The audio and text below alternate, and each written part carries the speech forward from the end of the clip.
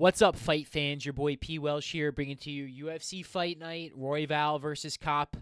Coming off a pretty mediocre week, crazy ending, a couple bad reads, but we're here to the last fight night of the calendar year, off until January. Starting with the women's flyweight, Jamie Lynn Horth versus Teresa Bleda, 8-2 Horth versus 7-1 Bleda. Bleda? I don't even know, bro. It's all Horth. I'm picking Horth. I don't understand how she's an underdog. This girl's been scratched a couple times in the last couple fights that she had, including the earlier one against Horth. And I'm kind of just on the Horth believer train. I don't really want to doubt her against somebody that's like struggled to make the walk to the octagon. I'd rather have somebody lose like that than not even show up. Her last losses are kind of close to Miranda Maverick, Veronica Hardy. So I think she's got a good pathway to victory. I'm picking Horth. I think she could sneak a finish in there too. I think she's live for that one, but wouldn't be surprised me if she took home the W. And you'll just see. I think a lot of people are on Teresa because of her metrics, but I think Horth is a better, just better mixed martial artist and has a little bit more heart and determination. So I'm going Horth. Keep these boys quick and sweet because I don't really know who's coming in here. Alan Fry Jr. versus Guillermo Pat. Fry Jr., the underdog, versus Pat. 5-0 versus 6-0, both making their UFC debut. And, yeah, maybe we'll see a finish here. I don't know if these guys will stalemate. I think they have potential to, I don't know. I like Fry Jr. here was my initial pick, just because he has more, stand-up experience, but I don't know literally who he's fighting. He might be fighting straight trash cans where Pat has at least like some upside in grappling, but again, not much going on in terms of like what you can look at for either of these guys. I'm just gonna go with Pat here, official pick for Pat because it's my name, and yeah, that's the only reason that pick is there. So we gotta put one on the books. There it is. Next up, women's bantamweight Melissa Croden, 7-2 versus Luana Santos, 9-2. Croden 3-inch height advantage and a 1.5-inch reach advantage, 3-inch on the legs, and Luana Santos, coming in here 9-2 off a nice performance recently, and yeah, I think she's a little bit favored to win, and I'm kind of liking there. She lost to Casey O'Neill. I remember that fight, and Casey O'Neill came out absolutely thumping there. I think we lost on that one, and I don't think Croden is nearly as good as somebody like Casey O'Neill. Even despite similar performances, I don't think she's really fought. I don't think she's been as competitive against in her competition as Santos has been, and I think that's going to be seen here. I like Santos here. She'll probably win by decision. Again, a lot of close fights on this card. This card could go either way. So, yeah, I'm just going Luana Santos. I just more of a believer in her experience. Even her losses, I might have even been on her. I think she'll be able to close the distance, do damage, and just do out volume Croden there.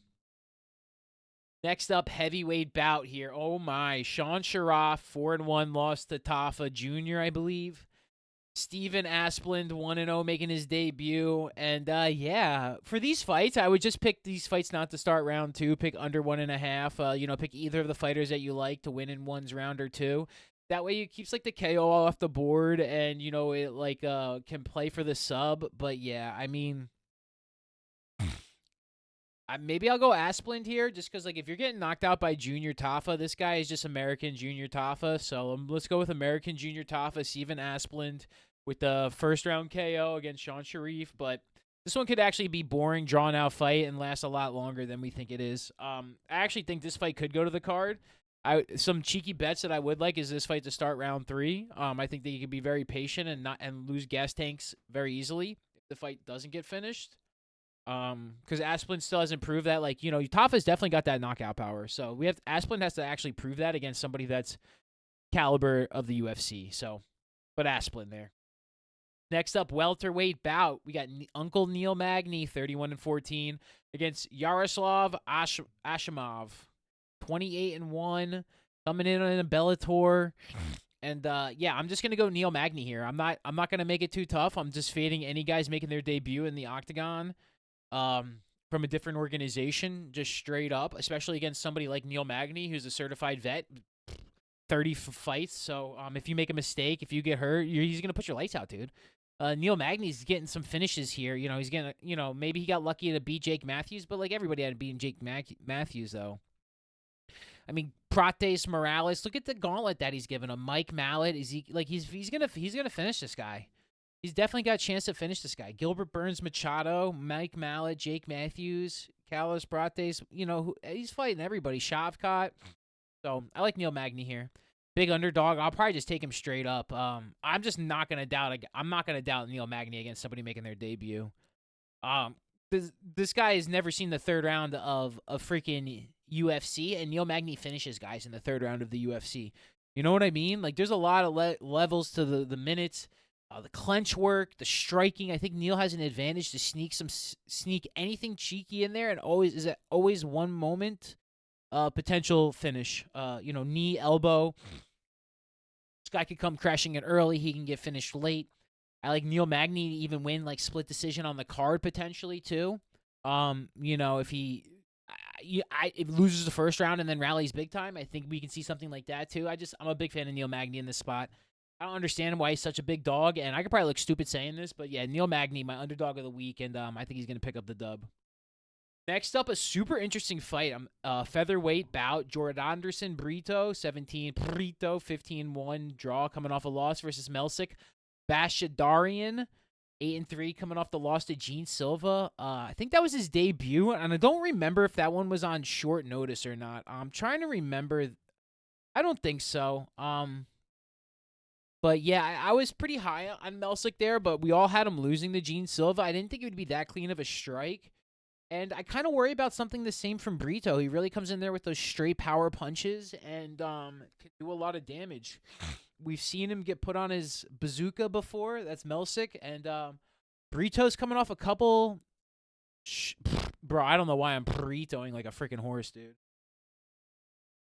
We just got to ride him like a horse. You got to think he's going to be live for a knockout here. Looking for those overhand rights, the straight rights, some combinations with the kicks. Going to kick the legs out of Melsick. Not going to be able to wrestle him at all. Trying to implement something like Sabatini. But if Melsick can, I don't really think he's one of those grapplers like that either. So, yeah, I think if you're going to stand and bang with Brito, you got a chance to make it a long fight. And maybe this one goes a little bit longer than we want. But I could see Brito late finish, Brito decision, unanimous. Really needs to show his levels here. Otherwise, it's trouble time. I mean, I know I lost big time on Vettori, and like this is like the same kind of thing with Brito here. I'm just gonna ride Brito till there's nothing left. Like I'm guys maybe getting a redemption. So Brito here, Brito third round / decision, but he can put him out at any moment. I think Melsick has potential to where he just keeps his chin flat, and yeah, I think Jordan Anderson is coming in for a kill shot, especially with Lopes getting another matchup. Next up, women's strawweight. Amanda Lemos, 15-5-1, coming off a loss versus Gillian Robertson, 16-8, coming off a win. Lemos' loss is to Tatiana Suarez. She beat Luciano. I thought Lemos did a little bit better against Suarez, but I kind of probably threw the ball there. Robertson had that finish. That was a long time ago in May. Oh, man, I missed that freaking... I don't even want to think about that one. I got to go with Robertson here. I'm just kind of on her. I think she's a little bit older, but I think she's not as old. I think Lemos is way older, and if she can implement her game plan of like takedowns, I think she's very hittable. She's very susceptible to losing minutes on the feet, and I like Robertson third round / decision. It's probably one of my more favorite picks of the week here. You know Lemos can get finished anyway. She can get, I don't know if she can knocked out, but she can get subbed. She can get lost by decision. You're really going to have to put it on Robertson for 15 full minutes, which is just something, again, she'll have to wrestle. And I think Robertson is such an imposing factor. She's really athletic. I'm very high on Robertson here, so I think she's going to come in here and get a nice win on her record. Lemos, I'm really high on. I've picked her quite a bit. The varying levels of success, and I'm just not comfortable picking her here against somebody like Robertson. Yeah, so Jillian Robertson, the official pick, I think she can get a late finish potentially, but really a like domination, unanimous decision for Robertson. Lock it in. Next up, heavyweight bout. Kennedy Zinchenko, 14-6, coming off the loss of Walter Vager. Marcus Buchechnia 5-2 coming off the loss to Martin Budai, and yeah, I don't understand how this line is so close. I got freaking Kennedys and Cheku all ways and any ways to Sunday. He probably knocks out Buchechnia here. Maybe like I mean he lost to Walter Walker, but this guy is gonna go do that? I don't think so. I don't know. That Budai fight, he had him down in the first round and did nothing. Like if you got no submission game, at least you know what Walter's gonna do. He's gonna go in there and get a heel hook. I think Kennedy is gonna come in there for redemption. It was 1 minute. I don't know. He tapped quick. Yeah, this is in Cheku all day. We've been getting them at minus big time odds, and then getting him against Buchechnia here, who literally had no gas tank, nothing in the second and third round. I like Kennedy here. I think Kennedy can get him out second round, third round KO. Yeah, some knees, elbows, something nasty in the clinch. Switch up against the cage, and yeah, I got Zincheku all day, baby. Ooh, a great fight. Straight pick 'em on the books. Mel Acosta, 24-7, coming off the win against Julian Erosa versus Morgan Sharari, the last Pirate, coming off the win. Very close win last. I had it against Nate Luander. We finished him in the third round, and then lost to Nate Woods before that, beat Gabriel Miranda, and then lost to Chepi Mariscal. I got Mel Acosta here. I got Mel Acosta third rounder decision. I think this one's just going to be a stand up banging fight, and I think, yeah, I don't think he's going to go in there for any takedowns, and we're just going to see these guys slug it out. I think Mel Costa's got a better third round. Mel Costa's got maybe a better second round, and Morgan's going to have to win it in the first round and knock him out, which I just don't think he is because Mel's got the length. He's got the distance control, and he's got the patience to know how long to fight. So, yeah, I got Mel Acosta here.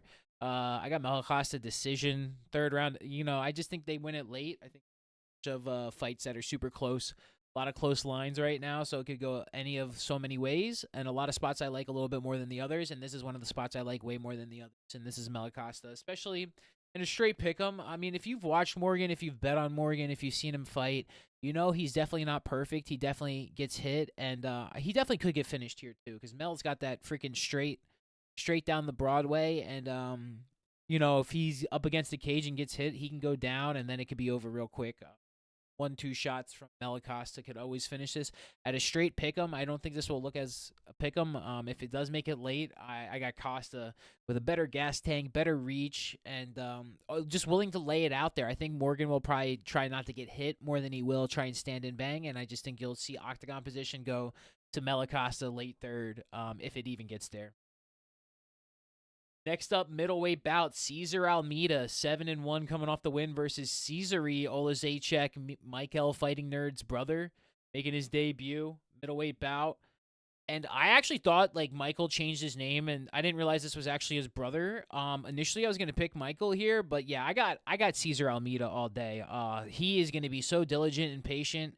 I don't think it, even if his chin gets touched, I don't know if he's gonna get like put out. So the longer this fight goes, I think Cesar Almeida has a great chance to finish it. I think he has a great chance to put it on the scoreboard.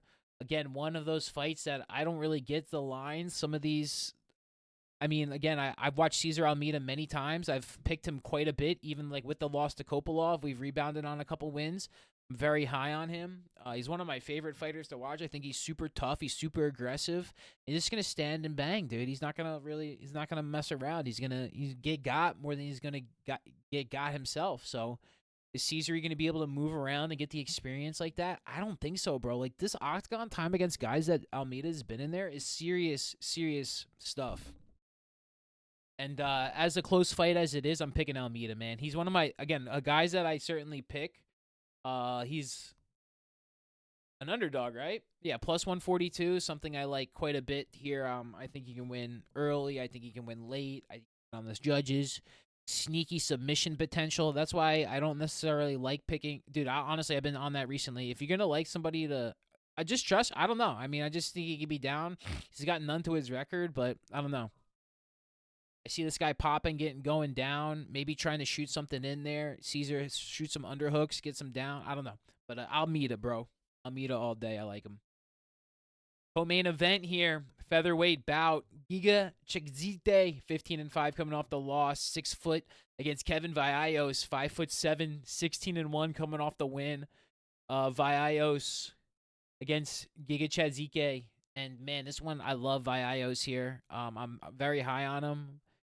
I really feel like this could be the chance where it's like contender versus like proven veteran, but like I have not, but like Giga's performances have been not good in years at this rate.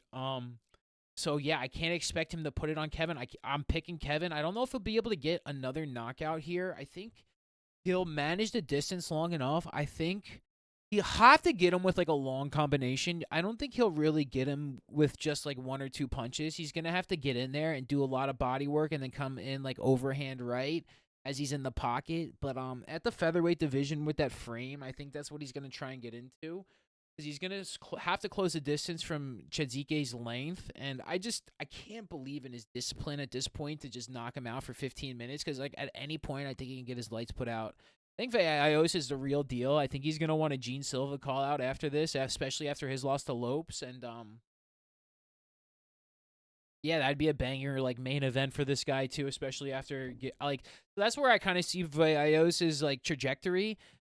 I can't really see him losing to Giga Chidzik here. I mean, the only thing is it's 3 rounds, maybe, but like he's just not been a minute winner. And I think Kevin is a minute winner. He's a moment winner, and I just think he'll do more damage. And I don't know. I'm not picking, and I'm not betting on Giga at this point in his career. If somebody else can make a compelling argument why they would, then I'll go for it. But I'm on Kevin Vallejos. Like I'm getting on the wagon for Vallejos. I think he could win it late.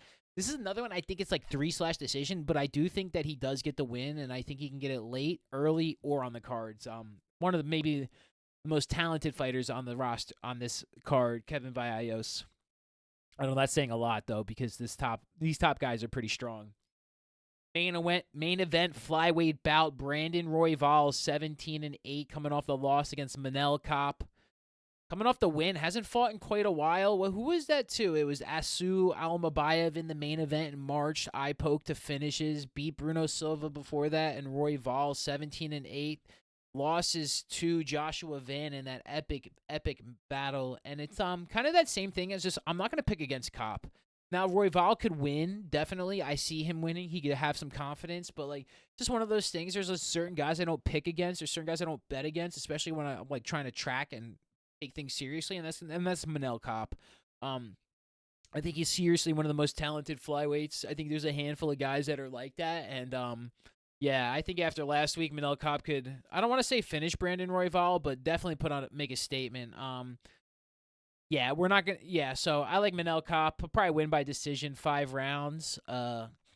Just absolutely just there to fight, just annoying in the octagon. And it's like one of those things. He's kind of like the Ian Gary of the flyweights. Like, you know, he's so freaking good. Like, you just have to pick him, right? Like, and I know Royval's really good too, but Royval has taken losses. That's the same kind of thing, right? Losses to great fighters too, but that's what Kape is a great fighter. So other than that, I'm picking Manel Kape, and I'm rooting for Royval. It's one of those things, especially, you know, trying to get we're trying to just improve this record here, get to that point, and next year just do even better. Very happy where we are, you know, after 2 years, you know, doing UFCs and making picks, and super excited to, you know, come back next year. Keeping this one short and sweet. We're going to be gone for about a few weeks, a month. Get excited for a revamp and to go strong next year, starting the new Paramount, you know, viewing experience compared to the ESPN era. And I can't wait to bring 2026 picks, predictions, and previews for everybody. Try and win a few shekels here and there and improve, you know, what we got going on here. So I'm going to do a quick recap, get out of here, and have everybody have a great New Year. Happy holidays. Be safe out there. Take care of yourselves, your friends, and your family. And look forward to seeing you guys back in the new year. Quick one, we're going with Horth here. We're going to go with Pat, Santos, Asplund, Magny, Brito, Robertson, Zinchekwu, Costa, Almeida, Vallejos, and Kape. Like, comment, subscribe. Leave your predictions in the comment section. 100% predictions right. I'll give you $100. Thank you guys so much for watching. Peace and love.